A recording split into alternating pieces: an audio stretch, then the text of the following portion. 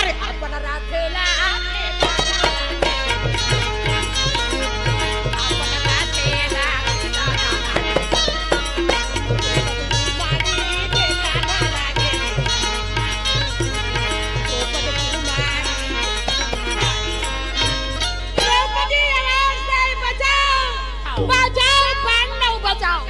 द्रौपदी के आवाज सुन करके राजा युधिष्ठिर बोले भीमसेन जा और जाके द्रौपदी के रक्षा कर। हाथ में मणि के गदा लिए और हाथ में मणि के गदा ले करके अदा पूरे को दरहा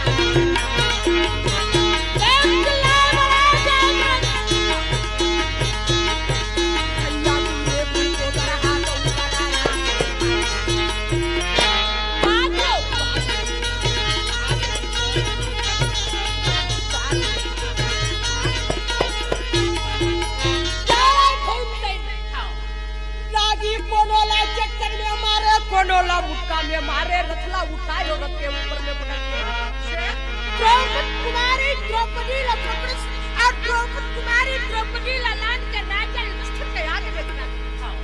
द्रौपदी हाथ जोड़ के कहे महाराज अति श्याम सुखदाई मोरे हला धरा के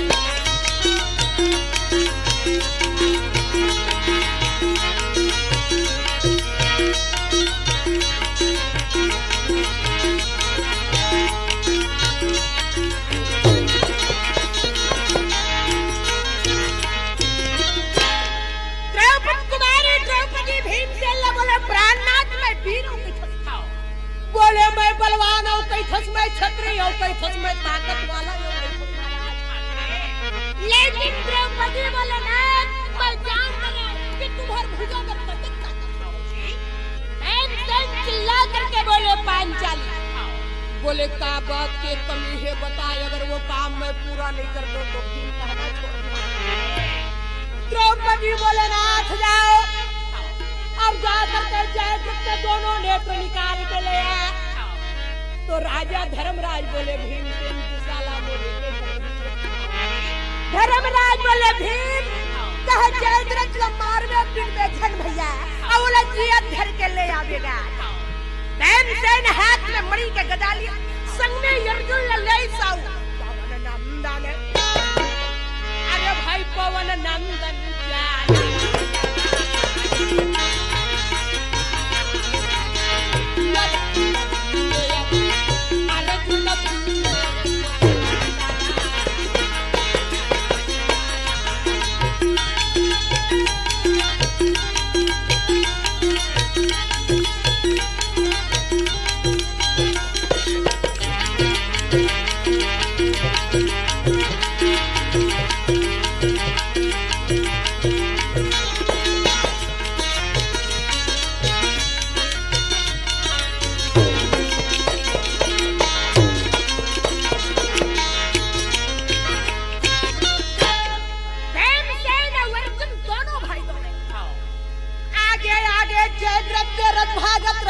पीछे पीछे सारी सेना भागत रहे भाई।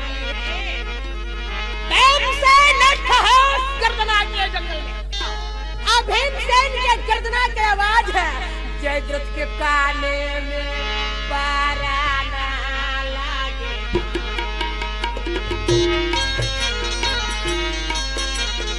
भीम की आवाज सुने जयद्रथ कांप जाए। द्रौपदी कुमारी द्रौपदी कहे जयद्रथ कहे पांडव में भीख मंगा ले, पांडव के भुजा में ताकत नहीं है जयद्रथ। कहे सिंधु देश का जाहू कहे कर धर्म पत्नी बनो। चलो चलो द्रौपदी बोले चल जयद्रथ।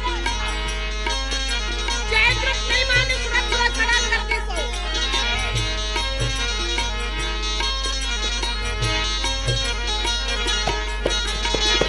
द्रौपदा कुमारी ला उतारना लागे। लंबा देश चंद्रमा का समान रूप माता जननी के। भीमसेन द्रौपदी ला पकड़े सर लान के राजा के खड़ा करे भाई।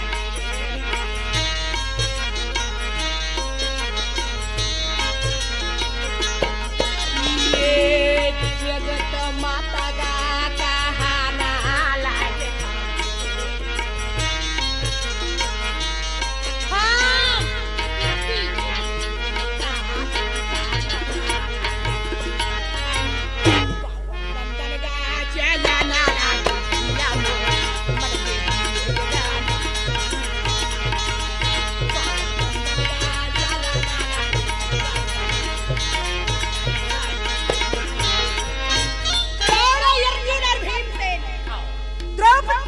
द्रौपदी कहे कि जयद्रथ के दोनों नेत्र निकाल के जयद्रथ के रस्सर के सड़क भागत रहे। अर्जुन और भीम विचार करे अगर सड़के सड़क जाबो तो हम पिछवा जाबो।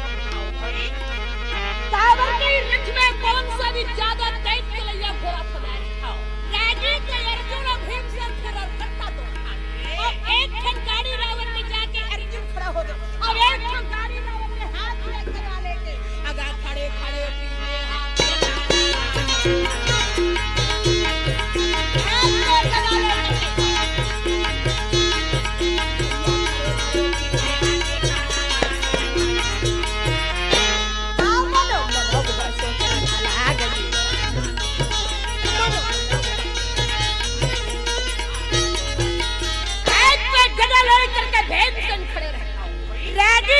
भागत रहे। आगू मनखे खड़ा देखिस्तान घोड़ा मन खड़ा हो। जयद्रथ घोड़ा के राज में थामे रहा, लहू का देखत रहे और रथ ला रूपत देखिस तो रथ काबर खड़ा हो गई। पीछू दहल देखत रहे तो आगू दहल। अचानक जयद्रथ की नजर पड़ गई कहिया ये तो कोने डाहर ले लगवाई। जयद्रथ की नजर पड़ गई भैया कोने डाहर ले लगवाई।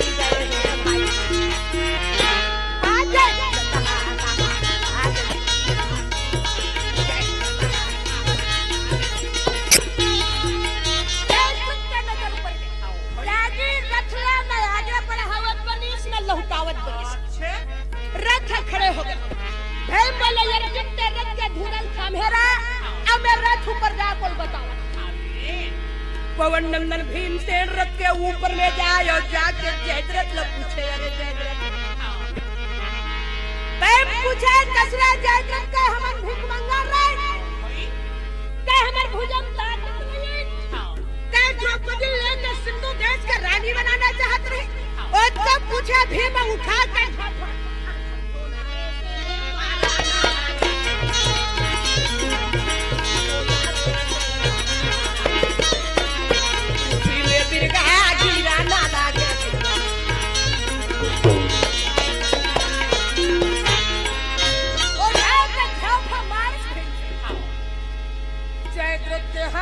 घोड़ा के रास छुट के रागियो भीम गिर गए।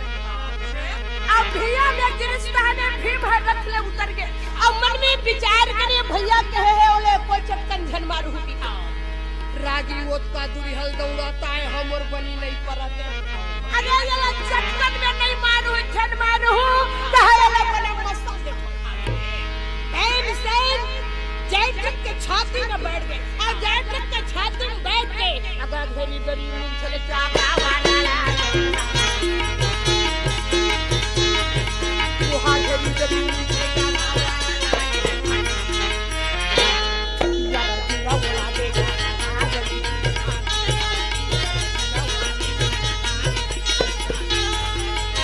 अर्जुन के नजर पड़ गए।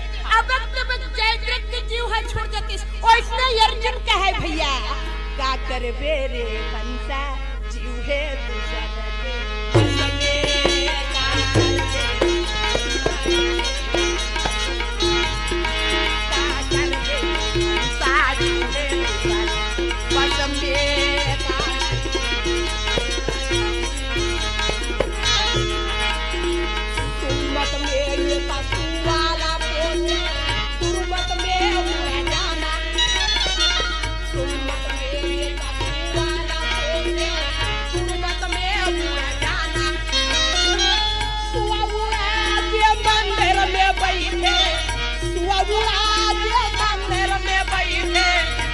में आग लगाना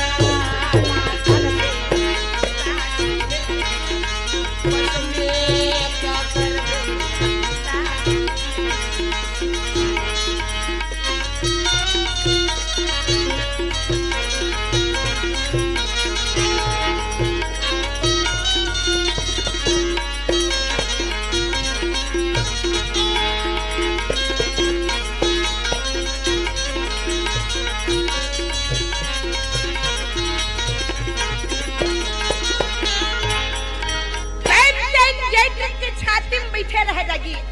अर्जुन कहे भैया बोला तो बड़े भैया जियत मंगाए है वैना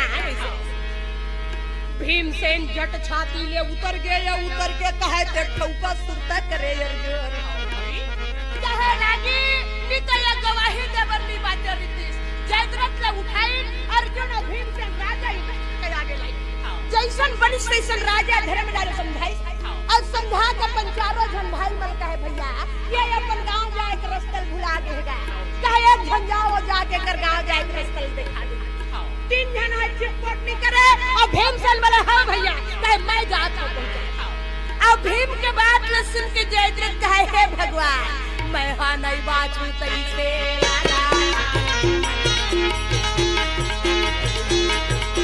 नहीं बाचू तैसे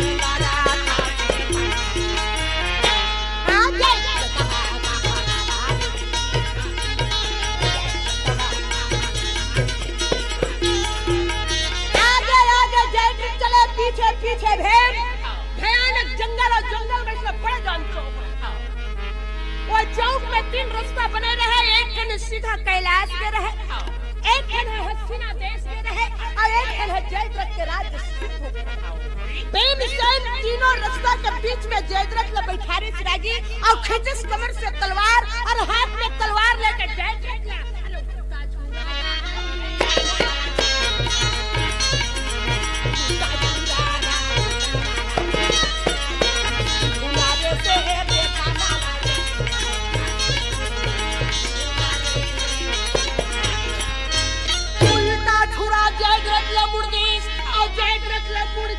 नांग पास में बांधी और रांग पास में रस्सी में बांध के उठा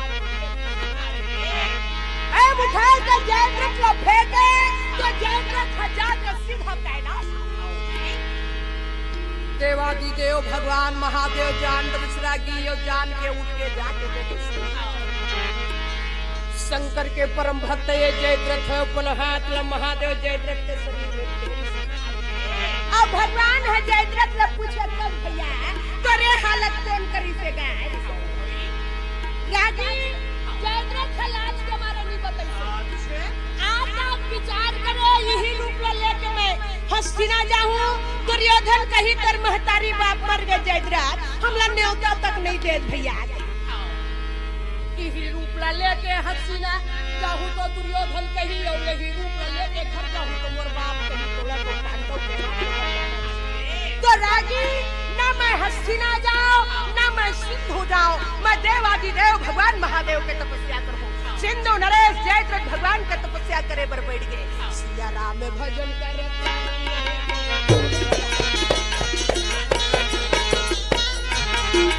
राम भजन करे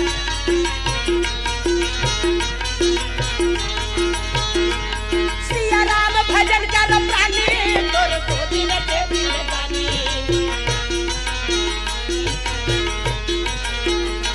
सिया राम भजन करो प्राणी तोर को दिन के दिन गानी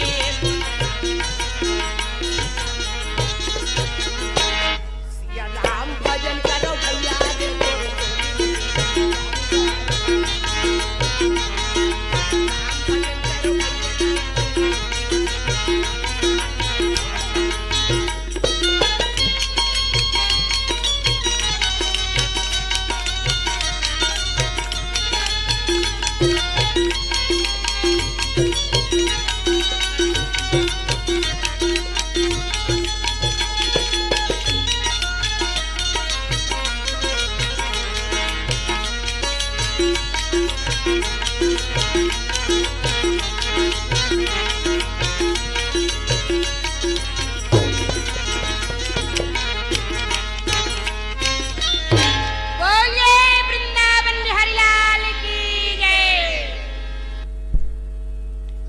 अभी आप लोग के समक्ष श्रीमती प्रभा यादव चंदखोरी की कलाकार पंडवानी गायन कर रही थी।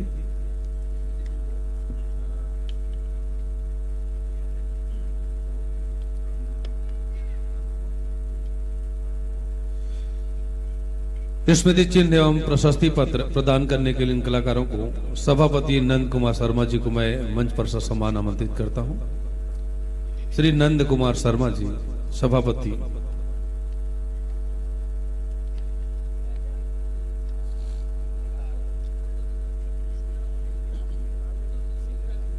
और साथ ही साथ राजिम कुंभ 2008 उद्घोषक श्री सुरेश शर्मा जी को मैं आमंत्रित करता हूं।